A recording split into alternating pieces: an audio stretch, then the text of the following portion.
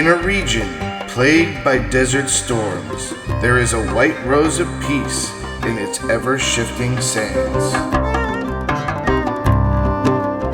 There is a green oasis that stands. Here, under the Arabian sun, algae is experimented on by young and energetic scientists, using the diverse plethora of species provided by algae. Let's take a magical tour inside this white-tinted greenhouse and discover a new way to teach algae.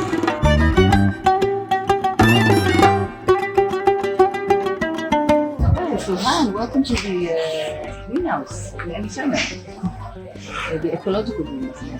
And our motto is, אני ואתה נשנה את העולם. Which is really cool. I love the saying. אני ואתה נשנה את העולם. ואתה נשנה את העולם. And what does that mean? It means you, algae, and I will change the world together, which is it's a cool phrase. And it has to do with looking for new protein. It's growing. It is it's good for the environment. It's good for our planet, and it's part of our daily education. Like 800 students come to the greenhouse every week, all around the greenhouse in Shemer, in Moetzet Menashe, from different schools, from all parts of the country, or from everywhere, but just this. It's open all the time, right? And so you do have other people from other countries, but the daily activities are usually run by people that run in this area. Yeah. And all kinds of fields, like I showed you before, on our big. Sure. Okay. And in the center of our doing here, our students with experts and our team here in this field of how to take care of our planet with new technology in agriculture, aquaculture, and bring food and bring food for the people of our planet. Like the future is going to need a lot of new technologies, new ways of being able to feed people and do it ecologically, and do it, And so algae is definitely a major part of, doing, feeding people and actually making all types of things, plastics and for the future. So we go here and what you can see here is this green space. You can see that we have a lot of all kinds of algae. Here you can see cyanobacteria, actually. This is spirulina, the known spirulina. This is an experiment of one of the schools. And you can see that they're making the experiment in this recycled bottles. And all the topics that we teach is around sustainable agriculture, high technology. Well, what's the experiment? And they can choose all kinds of experimental questions, but it's under the idea of how to produce more algae, or here it's cyanobacteria, spirulina, in higher concentrations, and get more yield and more protein. Right. Okay, for the health of all of us, and for the health of our planet. So you can see it here on this unicellular spirulina. I mean, I'm not going to be able to get that close, but I won't be able to get microscopic close. But is that what you grow, or spirulina? And sure. We grow spirulina. We grow now as well ulva. Okay. And which is a multicellular algae, algae. And we started with Gracilaria. But what you can see here is our ecological pond, you can call it. And if you look on this pond, you can see that there is like kind of whitish. There's like a whitish sort of patches. phlegm, sort of thing on it. Whitish patches are actually spirulina, but as well other algae that we have here in this ecological pond, and we teach the importance of phytoplankton for the environment, for protein, but as well for purifying water, which is a big issue of our planet. One of the things that algae does well is filter the water in the ocean, which is one of their main. For producing oxygen, very, very important in what's going on today, and the crisis that we have, the climate crisis that we have today, and as well in using the CO2. Right, you're using CO2 to feed the algae. Therefore, it's almost CO2 balance. Yeah, exactly. We have the CO2 is a greenhouse gas. Yeah. So it's very important to teach about it and produce a lot of a lot of the human waste that the things that we produce are the things that algae love. So the algae they play a crucial role in this part. In taking down the amounts of carbon dioxide that we have in the atmosphere. So this is part of the things the issues that we teach about here. You can see it here very nicely. And I want to show you our lab and the students here. I will do with the three students from what you are, ninth grade. Okay. The ninth grade students, and they are working with the Uva. Yeah.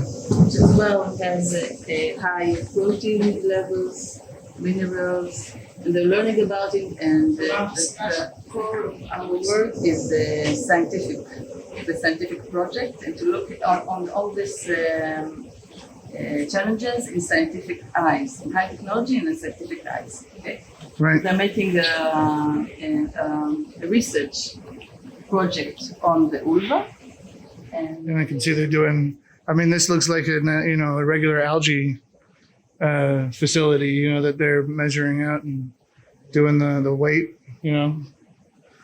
I've been there. Okay, and you can see here we have. You can see the algae. Oh wow! The cyanobacteria here.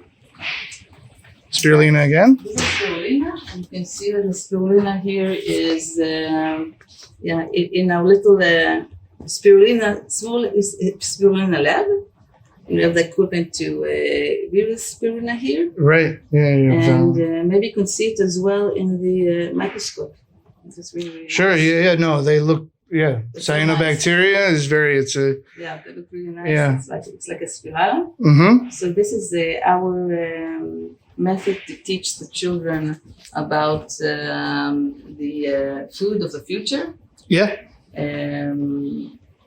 had spirulina in my tea this morning. Oh, that's great. Yeah, they make it, the green Witowski, the teas. Oh, okay. Oh, so it has... it's like green tea, yeah, and it has spirulina in it, yeah. And as well, we have like a program that, it's the program that you saw the students here, that they learn how to make a healthy dish, and they make it in our kitchen. Great. And after this, they make a research on the healthy part of the dish, which is like spirulina or like ulva, and to learn about this organism and about the importance of the organism to our planet and to the health of our planet and to our health as well. So we have like a 5-point project, which is 11th and 12th grade in biology and in agriculture. And in this 5-point project, we have like 17 to 20 students a year that come in for a year and a half and make a research project, very high level research project with an expert that comes from the specific field and one of our team. Does Alga Health ever that kind of connection with them? As well with Alga Health, it has to do with the industry and with researchers that are in our area. Yeah, there's another company, Bar Algae. No, yeah. We had as well. They grow spirulina And chlorella and so on. So there was in the past a project with Noam and Transalgae as well. And so the students are connected with the reality, with what's going on today in the industry, and are part of a procedure. Give the students the tools for life, and to because the biggest challenges are over the corner, right? And it's a place where they can meet the real world with the real challenges. And with one of the big solutions is algae. So they come here and they understand the big picture. They can make research work that is connected to real challenges in the real world. Yeah, but what's interesting is that, like for a lot of students that, like, let's say in, inner city, just in general, even in Israel, like kids in Jerusalem don't get that sort of hands-on discipline to be able to grow this stuff. And kids, a lot of, we all know about climate change and it can get depressing. Here they have like an outlet to be able to go, okay, it's not so it's bad, but there's directions that we can go in, and it gives them that hope. They're giving the solution. They're not only talking about a challenge or problem. They're part of the solution. They're dealing with expert on the solution. So I think it's very important. You can see it in several eyes. They can see it as growing the algae in the eyes of the biological aspect and the research eyes.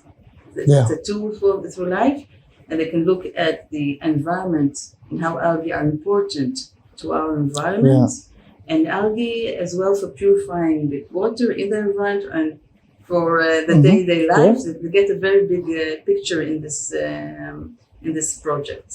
Yeah, and the phytoplankton is a major part of the food chain. The ocean ecosystem. That you won't have fish if it wasn't for the algae in the first place. So. It all sort of, like an ecosystem feeds in on itself, and very cool. Yeah. How many students do you we have here 800 students a week. Wow. And many of the students, they touch the idea of the alga and of aquaculture in general, growing not depending on the soil, but as well with hydroponic systems and alga, all kinds of types of alga, and cyanobacteria. So they learn all these tools for life. Yeah, no, it's good to have the hands-on, and it creates like a certain discipline for them. And what's actually kind of cool about it, it's kind of like a hangout of sorts for these. They come and sort of hang out with their friends and. There's that peer pressure is a real thing. So, when your friends are like into something, you kind of get into it as well. So it's kind of that sort of community that is really, it's nice to see. It's an open place, and you can always come and visit and ask and learn. And we are, what we're doing now as well, a lot in the past is working with teachers all over Israel, and there is a program where teachers come and learn about alga, especially about cyanobacteria spirulina, and as well about. Do they go back and grow algae in their classroom It's one whole year, and they come here once a month, and we teach them the tools to how to grow the spirulina, but as well how to put it into the education programs in their school. So and you teach them how to harvest it and what algae, what you can use it with? Use and the research questions, projects that they can do with their students, and how to spread the idea to of the algae students and to other schools. No, and it makes it more natural because a lot of people have a negative view on algae. Yeah. Like, it's either at the beach and ruins their beach, or, that kind of a thing where it's icky and disgusting. And it's nice that they have like hands-on understanding of like, okay, so it's actually makes up over 50% of the oxygen that we breathe. It's, all the things you talked about. It's filtration. It's part of the food chain, all these things. And then So if they see it in their product, they might think, oh, I'm going to buy that or I'm going to purchase that and things like that. It grows into the market of people under, the public understanding, awareness of algae and the importance of it. It's the awareness. So exactly this one, awareness of the students. No, and then they must talk to their parents, and that creates more awareness. Spread the idea of alga and of its importance and as a tool in education. Yeah. It's like you said, the food chain, cyanobacteria as well, photosynthesis. The photosynthesis of it, Of course, photosynthesis. No, and if it was able to be created into a biofuel, it would be basically self-sustaining. It would be taking CO2 out of the system and then adding in CO2 and back and forth. And it'd be zero emissions, I think, is the concept. Okay. All right.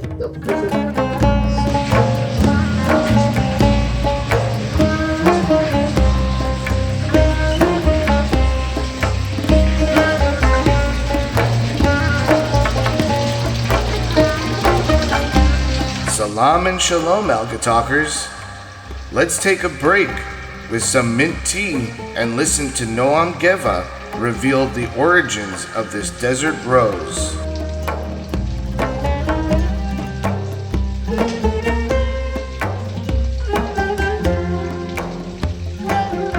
So my name is Noam Geva.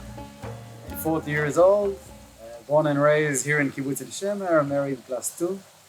For a hobby, I play bouzouki, making Greek music, but all the rest of my time is here in the greenhouse. I'm the manager of this place. I'm the manager of the greenhouse. This place official name is the Ecological Greenhouse, Ein Shemer. The greenhouse established on 1977 by Avital Geva, who is my father.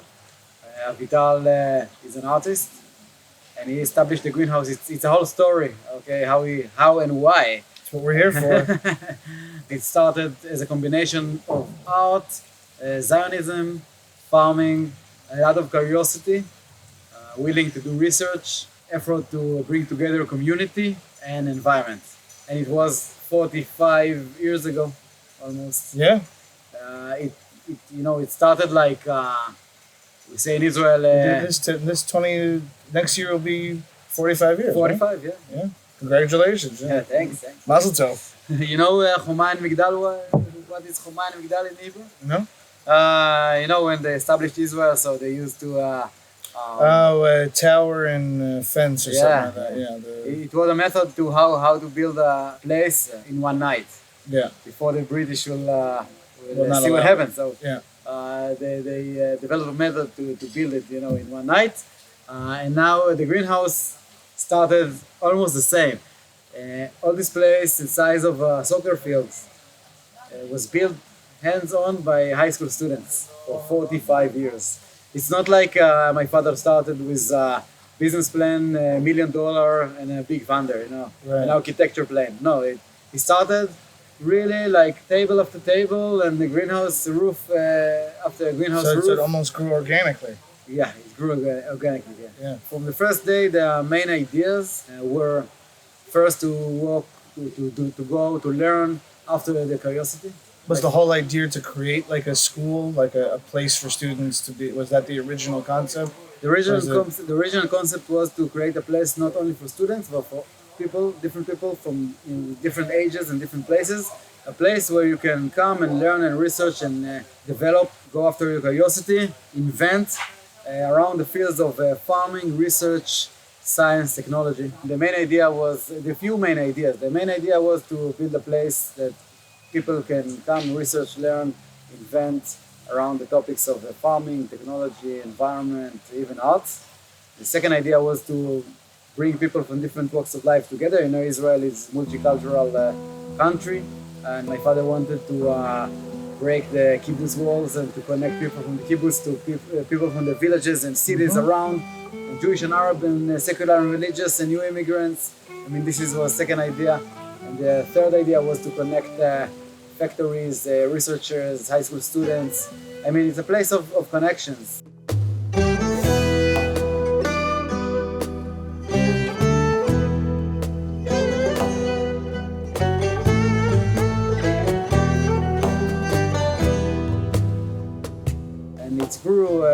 spontaneously and organically year after year.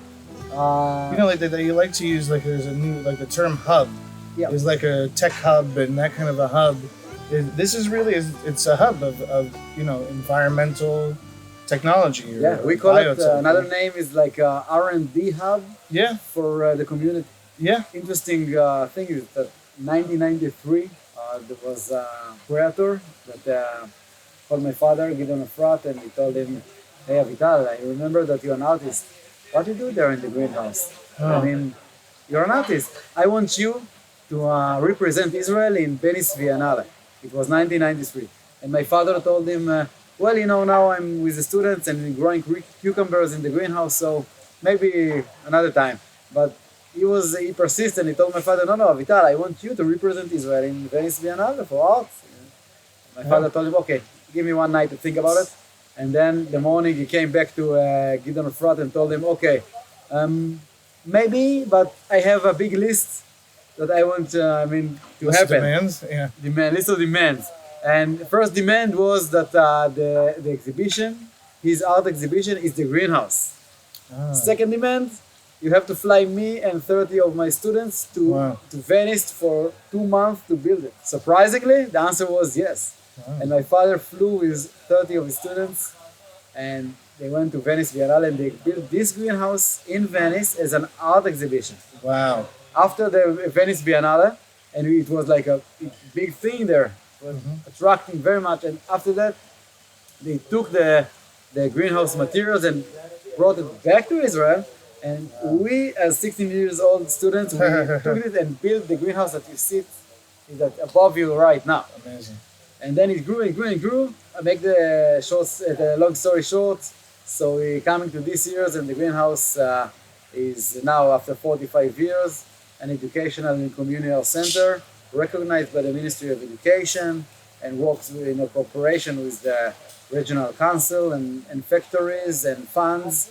We have like 800 students a year, ages 10 to 18. The same thing goes right now, like with the multicultural environment and society, and Jewish and Arab, secular, religious, new immigrants. We have people from all walks of life here. Yeah, I saw you guys had a program called Growing Together. Can you tell me about that program and the importance of it? Yeah, so like 8 years ago, Dr. Ilana Iron from Tel Aviv University called me and told me that she heard that in this greenhouse, Jewish and Arab students learning together. But she asked me, okay, but is it really together or is it just under one roof at the same time? So I told her, yeah, it's under one roof, same time, but they're not really together. So she told me, okay, so I want to support you and help you. If you tell me that let's do it really together in 2 languages at the same time, they work in the same group. And I told her, okay, let's try. And then we built the Growing Together program. And now we have 100 students a year that studying really together. What connected them is, as you can imagine, hands-on project, environmental projects. And they're doing projects together. And it sounds like naturally, yeah, it can work. No, I said this before. There's one language, Arabic and Hebrew, or even different religions, but they all speak one language of science. Yeah. Like in the end, it's algae's an algae, a plant's a plant. Exactly, and then environment. And students now they all share it together. Yeah, I mean, they say environment. As they said, environment has no borders, and it's really like that. I mean, the same problems for all of us: climate change, how to produce food, how to clean water, how to grow algae. Okay, so this is what connecting students together. Have you been here like your whole life? No, because you make it say. I mean, were you one of the 16-year-olds that helped build it when it came back from Venice? Yeah. So you've been a part of this for big part of my life. I'm here, but actually I came back to this greenhouse after my first degree in Tel Aviv University. I studied economics and political science, and then I thought, what next? And I thought that maybe the greenhouse can be a great potential for me, and I thought that I have many ideas how to take the greenhouse to its next level after the millennium. And my father established it in 1977. It's different generations, and now you need different skills to take it to the next level. Yeah, you need microscopes with cameras. You need to be able to. You have sensors that are measuring all types of things around here, from Yeah. pH to CO2. And even ecology is quite a new concept. I mean, the word Yeah. ecology wasn't in use in Israel before, as I remember, before 2005 in the public. Yeah. It's happening now. The revolution is happening now. No, absolutely, and biotech's the next big thing. Social media is kind of done with in the stock market. Yeah. There's not going to be a new Facebook or anything, but there can be a new biotech company that is able to do X, Y, or Z for us. For instance, I just came from Alga Health, which is a place that started here as an incubator. I mean, you also it's an incubator also. Yeah, it's also an incubator. It's the Yeah. same R&D R&D hub. It's- So they're using fucosanthin. Fucosanthin can possibly help with obesity and heart disease, and of course during the time of COVID, we're all thinking about our own personal health. And these are important things to be able to do. And what the ecological greenhouse gives is students to be able to have that hand-on experience, to be able to work with experts in the field and actually see what the future could be, because it's their future. It's not, it's kind of mine, kind of yours, but I don't know for how long, but maybe fucosanthin might be able to help us. But And we are cooperating with many factories, companies, and startup companies and researchers around these topics. Okay, to the food challenge, the water challenge, the SDGs, basically. And I can say that their main concern now is how to bring new young Israelis back to industry. right. People looking for engineers, for experts, looking for entrepreneurs, they're looking for new ideas. How do you bring the teenagers to go into this world and to get involved in these Israeli companies? Our mission is like Israel, is the high-tech nation, Yeah, but we startup want to make a nation, startup yeah. nation, and we want to make it agrotech nation. Sure, entirely, and it's perfectly in the area. I mean, using algae in Israel is it's the way to go. I mean, even without that, the Middle East, the whole region of this area, it has a huge potential for algae. When algae becomes a almost, everybody will know about it. It's in everything. That kind of a situation, that tipping point. I think Israel will already be a center, but the areas around Jordan, Saudi Arabia, Egypt have perfect areas of arable land that's nothing able to be grown on it. You put out some algae factories out there, and all of a sudden you're almost possibly even changing the environment around that factory. It's got great potential. Yeah. We started with algae about 20 years ago. As we said, the greenhouse grew organically. So first projects in the greenhouse were about smart farming, using sensors and computers and data loggers with tomatoes and potatoes and hydroponic systems. And then we started to work with fish in closed circle fish ponds. And when we grew fish as teenagers, we found out that when you grow fish in artificial ponds, you need to do two things. First, to clean their water. Second, to feed them.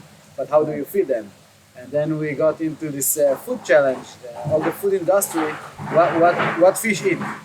Yeah, what if fish eat? And this whole topic is very hot now in the world because there is a movie Netflix, and the whole thing about the fish extinction in the seas. Bleaching.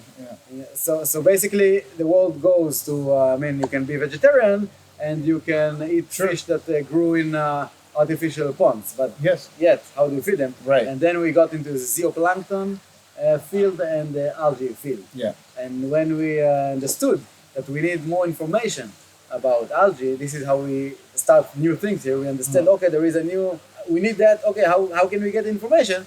And then we connected to experts from Israel. It was like 20 years ago. Yeah. You guys must have been like some of the first people to start growing algae in Israel, because there's AlgaTech. I used to work at Algae Technologies.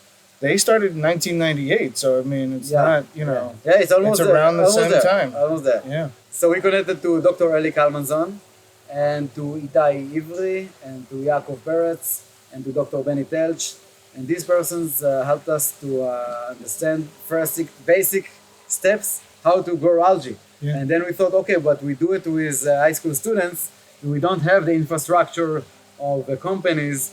So we thought, what can be the pond to grow the algae? And then my father thought about to take Coca-Cola bottles and to turn it upside down. Yeah. And then this is what you can see in the greenhouse. This is how we started it. A lot of bottles, 1.5 liter bottle. And in those bottles, we grew the algae, and the students made experiments inside the bottles with nanochloropsis and chlorella, and then spirulina. Later with spirulina. Oh wow, you didn't start off with spirulina. No, Spirulina is like the easiest. Like, we started with nanochloropsis. Oh, nanochloropsis is actually a little difficult also. Yeah. This is how we started. I like that you guys are at first that you're using recycling bottles and you're reusing them. But also, this is, a lot of people that grow spirulina in their homes for themselves have this kind of setup. This little bit of CO2 put in, and that's it. And then they grow it and have their own spirulina. And then we thought, okay, let's take it to the next level. And we actually, led by Dr. Gal Dishon, now he's in San Diego. He's a teacher of ours. And he wrote the first educational program for how to teach scientific research around the topic of algae. And he wrote the program, and then we thought that we need to spread this educational program to more schools in Israel. So with the support of ICA Foundation in Israel, we spread this educational program to more schools in Israel, in the center, in the north, in the desert. And now there are I think, maybe 100 schools in Israel that are doing research in algae. Fantastic. Include that we're doing teachers course how to teach algae. Yes. Sigal is doing here. Yeah. So each year there are 20 more schools in Israel that grow algae. Later on, we connected to companies, bar companies doing the livestock feeding, and they're interesting about algae because we want to maybe to replace some elements from the livestock feeding, like soya and fish meal, to replace these elements with algae. It's a big challenge. It kind of just made me think of something that I don't know if you've heard about it, that they're using a certain kind of seaweed to cut down methane on cows. This is because the dairy farm is like a stone's throw away from here is where where they have the cows here, and I don't know. I'm just This field is amazing. And Gal Dishon, our Gal Dishon, is now in San Diego. This is what he researched. Okay, exactly. Yeah, no, and in Australia, they're starting to grow farms for it. So the concept of the greenhouse that we're talking, the ecological greenhouse, and this way of teaching students the future of biotech, agrotech. I mean, the future of what we're going to have to do to save this planet. Are there any, what's the future of the ecological greenhouse? Is there going to be an ecological greenhouse Beersheba, like there is in Ein Shemer, or? Actually, it's happening right now. Wow. There is not in Beersheba, but in other places in Israel, people build the ecological greenhouses. There are many entrepreneurs in Israel that want to build educational, ecological, and farming centers. R&D hub, yeah. It don't have to be like it's. I mean, it's not our branches. Sure. It's autonomously, and this is what's beautiful in that. All right. I like to think more like a net or community of corporations. But you have talked to them, advised them. Yeah, we support them. We support them and guide them. If they ask how to design the concepts and how to design the greenhouse itself. And later on, what programs can you teach? And then we have teacher courses, how to teach in a greenhouse. Now, the ecological greenhouse in Ein Shemer, what's the future? It's growing organically. Is there another? Is there a mitosis that you're seeing? Is there something happening? Yeah, there are a lot of happening. First, we are opening now a program for after school, 21 years old, and so on. Wow. The program is a new program, and it's about agrotech and food tech. So algae will take. Yep, algae's right there. Another thing is that we are creating connections abroad, especially with developing countries. Team of our students just won now the Israeli competition of the SDGs, cooperation with Kenya, and they grew duckweed. Okay, there you go. Yeah. So this is another. It's like it's not algae, but it's almost, cousins next door. Yeah. We have new program about space farm. Right. Yeah. Algae's going to be there too. And the last thing is that we want to help people build a net of ecological greenhouses in Israel and maybe abroad. Fantastic. All right, that's. And if anybody wanted to follow you, are you guys on Twitter or where? We are on Instagram and Facebook, the Ecological Greenhouse Ein Shemer. Okay, fantastic. Thanks a lot. Thanks. Appreciate it. All right, great. Now let's journey back to our tour with two students who explain their experiment with the algae ulva at the Ecological Greenhouse.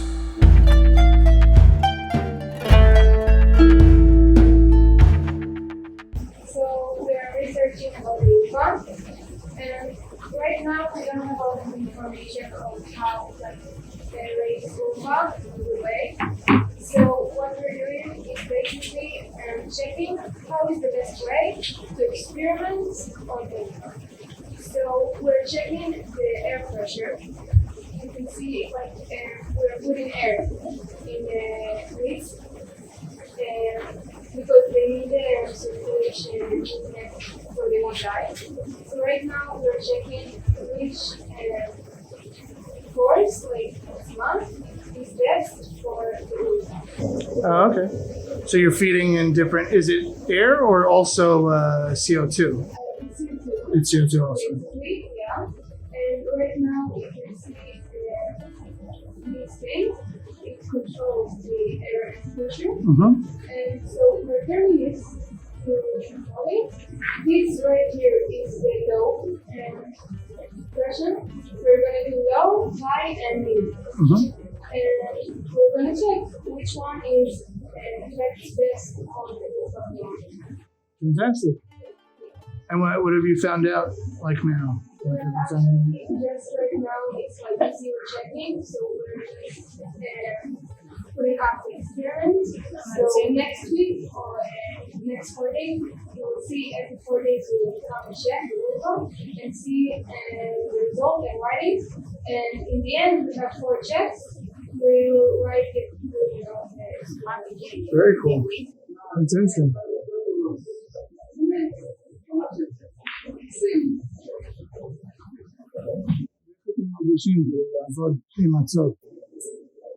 It's interesting. I never thought of researching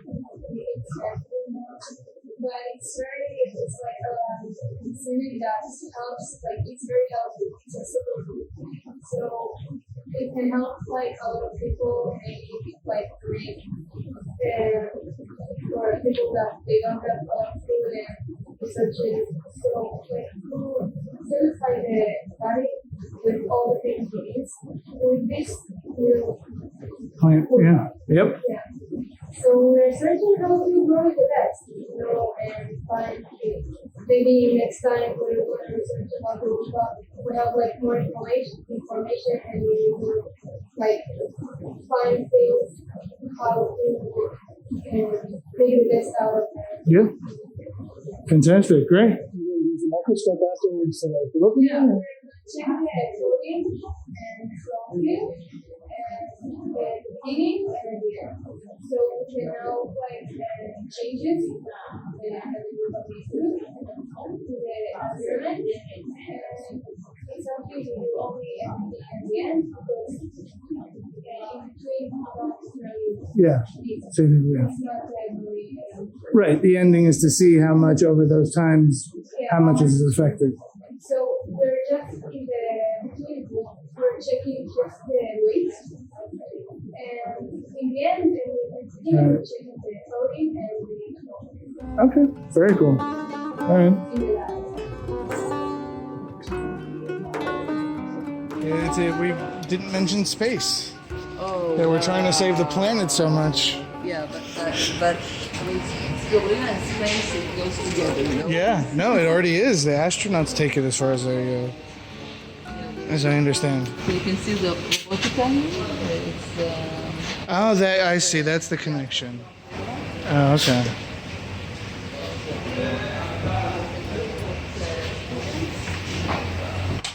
yeah, it's the future robotics. Yeah, future.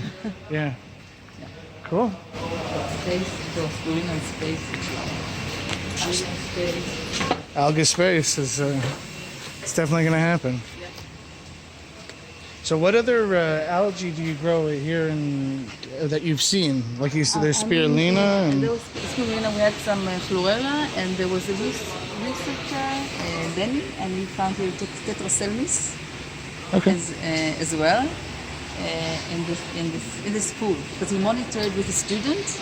Her project was to monitor this pool for algae and throughout 1.5 years, and you could see like the growth of the tetraselmis, and then the growth of Right. spirulina and different. So what do you put in the spirulina? You put in the chlorella? No. No? I mean, probably it happened. Okay. But now it's like ecological fund, and we don't Mess with it. Yeah. Don't. So what comes there? Simply to put in. It started probably. Started something that was Right. but it evolved. But there's also like spirulina around here, so it could come from an experiment over there and come over here. Now we can see something else, but it used to be as well lots of No, but I mean in the bottles themselves, it could which evolve means for it's a in while. the air, Yeah, which it could come over. completely. And we have fish here as well. There's fish actually in there. Yeah. Yeah, very cool. All right, there's somewhere. Scorpion. This kind of looks like what Florida waters look like now, because they've had a algae bloom in Florida. Okay. Because of all the farms, a lot of the nutrients have been going into the ocean and into the rivers, and it looks like this, like by people's, the yachts and the nice boats that everybody has. It looks like this, Oh, and it's okay. toxic. It could be. Even breathing it in on a certain level. I mean, not spirulina, but the other ones. Yeah.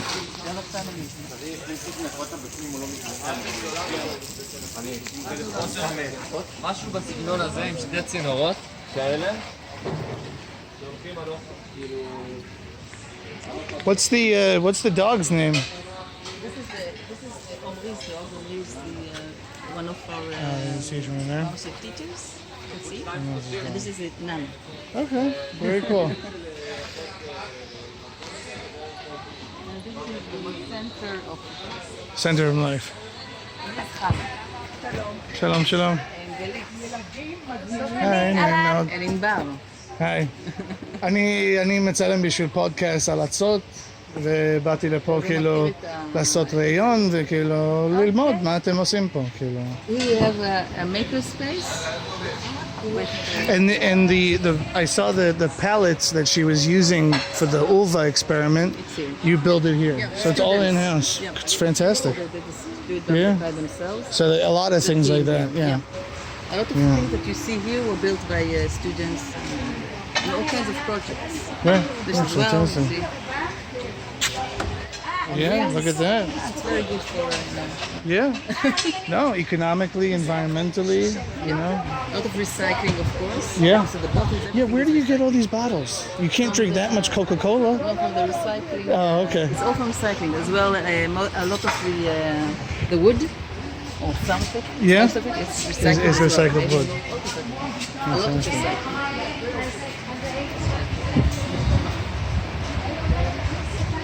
Very cool. And can you tell me about the big algae project I see right there? When you walk in, when I came in here, It's very, very it was like, oh, there they are. It's projects that I think Atal and Sigal, they made it with the students, and as well, it's a way to make the connection between the students and algae. So you can see several types of algae or several stages of cyanobacteria. Okay. These are all cyanobacteria? And I think most Even of the- them, and I think some of them were taken from the big pool. So it's Okay, so it could be other things. Okay. And you can see the ration that of course we need, and this is the students actually went inside And with rigged- the jar and they put it and they got wet and it's very nice. Yeah, very nice thing to do. Yeah. To learn about the importance of the algae for our future, and as well it's something very, very No, and this is industry. Industry uses sleeves Yeah. to produce. This is like something that would be you'd see in an actual algae farm, in alga health even. You know. So it's another way of growing algae, so they know different technologies of growing algae. People can understand that you can grow it this way, you can grow it in recycling bottles, you can grow them in some industrial Yeah. Kind of capacities. Yeah. way as well. Using plastic bottles is. I've seen a lot of people that grow spirulina, hobbyists that just grow it for themselves. So that's also very recognizable. Yeah. And for the future, we see this area of saving the earth, taking down carbon dioxide levels. So you can see that we have this probes here. Oh. And this probes we have on most of our research programs, like for the 5 points students, so they can as well learn the high technology and know how controlled their system is. The environment. Yeah, entirely. Yeah. And Another you do classes like just generally they sort of classes like you coursing like you would actually like you guys teach like Okay. yeah like how does it happen? Do you guys have a place back there? Like how do you teach if you're teaching the students beyond just the experiments, if you're teaching them like a class or something? Here you see, this is you can see here. This is a program with Naama, which is called Yerukot, and you can see it here. Like green, Yeah. connected to the algae rock.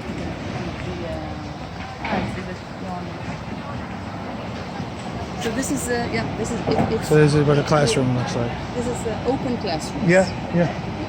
Very cool. This is one classroom. This is another. Like let's call it an open space for education. Yeah. And we don't talk a lot. We do more. Yeah, doing. Yeah. No, there's a lot to. It's based on PBL and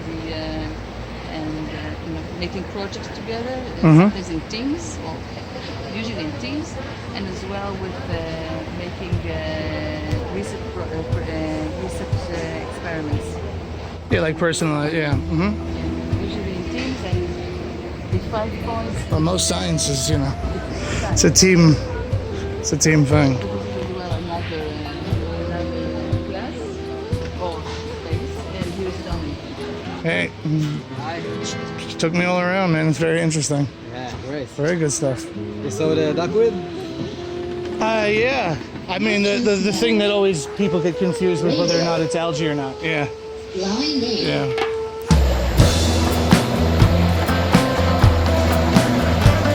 It was a joy to have Sigal Lutzky, the research manager, to show all the amazing algae that they are growing at the Ecological Greenhouse. Before we leave, here is Noam again to wish us a peaceful farewell on our journey of algae discovery.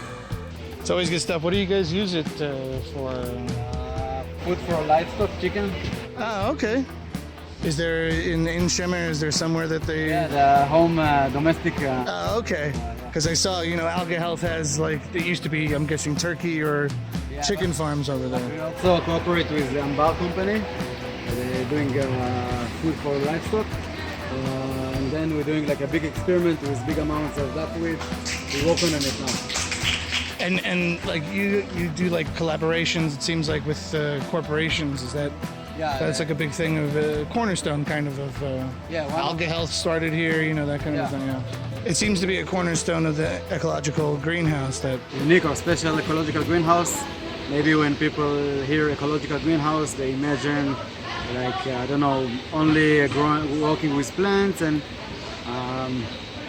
but I think here is the idea is quite different, because one of the main ideas is cooperation with community, and when I say community, I mean also factories and companies and even startup companies.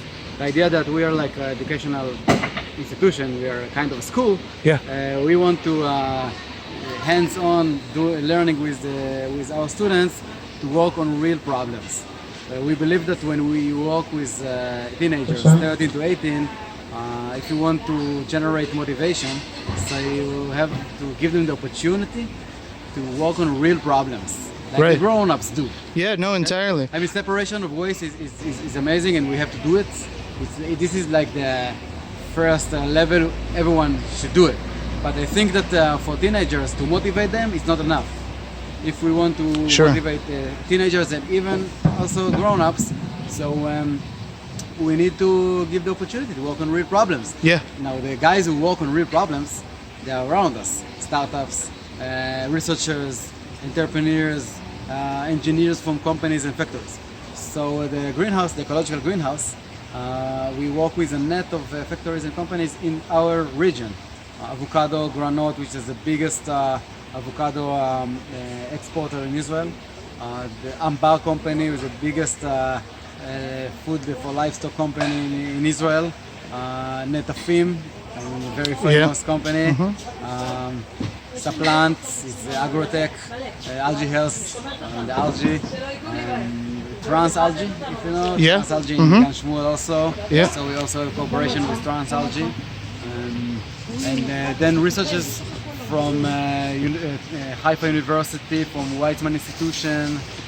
So this is another like branch of ours. Right. So you guys are like a center point that allows for these, you interact with these companies and organizations and institutions to like, you know, and I like that, you know, you were saying that you're giving teenagers, you know, students, the young students, the ability to be able to work on the solutions. It gives them hope to be able to see that there's a possibility that we're able to change this maybe in climate change. It's a major worry for me. I'm a millennial, I'm old already, but for people that are younger, it's a big thing to think about, that climate change is going to, how it's affecting us. Everything connected to the environment.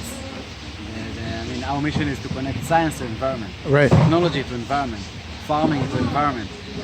And the idea is that if you're a teacher or educator, you need to connect to the motivation of the students and then bring them to this field Yeah. of innovation. Yeah. Basically, algae is the same. We started with algae in this greenhouse almost 20 years ago. Oh, Back wow. then, the algae wasn't part of the educational system at all. I mean, no one knew. Yeah, the algae market itself was small. The Yeah. market was small. The same idea, we're looking for innovative fields in farming, and then Avital Geva, the founder of the greenhouse, also my father, he like in his antennas, he Great. got the idea that algae could be a great idea to work with students, great field, Yeah. because it got everything you need. It's very important for humankind. It's very important for environment. It's grow fast. It's beautiful. It's aesthetic. It's involved science and technology. You need to count 300 million algae in 1 milliliter. I mean, how do you do it? It's crazy. And Yeah. then it's good for high school students. And then also it's food, it's farming, it's health. I mean, it's got everything. It's in, got in everything. algae. Yeah, So my entirely. father got the idea. Couldn't that, agree more. okay, it's a very good field to work on with high school students. And then he connected to Dr. Eli Kalmanzon. He was working in Tzana, and he like taught him the first stages, and he also came to this greenhouse for a few years and helped us to build infrastructure. And we also connected to Ze'ev Miller and the ICA Foundation. They supported our first steps in building the foundation to work, the infrastructure to work on algae with students. It's very simple, but I mean. Yeah, no, you still need to microscopes, find. microscopes. Yeah, no, you still need some things. So they brought us, Tubing, like, yeah, all first the step. bags. Yep. Yeah. And then we connected to a granite factory. again, because this is the food of the future, and they dealing with food, and after that to the Ministry of Education and to the Regional Council of Menashe, and this is how we build the infrastructure of corporations around the algae sector. Great. And if you know, I guess you know Sicora company. What? Sicora company. Yep. Mm-hmm. Sicora is also helping us in the field of ulva. Is that connected to the ulva experiments that you guys are doing? Yeah, they're helping us in the ulva experiments in Gracilaria. It's very nice that you guys are connecting to these companies. Like, algae needs all the help it can get, kind of. And the industry itself is young, so it needs all the help it can get. And having a place like this that, unpaid labor is a good way of saying it, but it also gives the education to the students, and they get something back from it, obviously. But then, companies can also do experiments and be able to find out more information for them, because information is key, knowledge is key. Yeah. And I think we also work on the model for the future school, and the future schools might be places that in under one roof you have high school students, teachers, and experts. I mean, Sure. why not? No, listen. If this was my high school, I might have not skipped class. I might have shown up a little bit more. By the way, I'm doing my master on the connection between industry and education. So I interviewed few people, also around Dr. Rana Yalon. Okay, yeah. And I asked them, people, why are you bringing your experiments to the greenhouse? Because maybe it's better to do it in a closed place. No one can see what you're doing. Here, everyone can see what you're doing. So why and why to take your time and put it here? I mean, with high school students. And It's a good question. The answers are like students come like a blank Tabula rasa. Yeah. Blank slate. Students comes with a tabula rasa, and they bring ideas or opinions or different angles that's new. And if I'm a researcher, and maybe I will get a new idea here or a new perspective, it was a lot. Right. No, entirely. Yeah. I could see a lot of perspectives coming, out of this area. Yeah, very cool. All right, fantastic. Thanks. All right. And so ends our algal visit. But I am sure this isn't the ending of the story of the Ecological Greenhouse. Let's pray that this is the future of education, a place to learn in an open structure and allow for diverse thought. Truthfully, the Ecological Greenhouse shows us the potential of working together. In times like today, it is important, if not crucial, to remember the unifying power of science and discovery. One of the only constants in history is science. Humans have advanced it from every gender to every culture and civilization to every pigment-colored skin.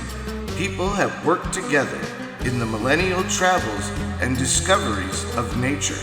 And of course, Phycology. So shalom and salam. And don't forget to subscribe, review, and rate our podcast. And make sure to hit that reminder to not miss an episode. So until next time, if you keep listening, we'll keep Alga talking.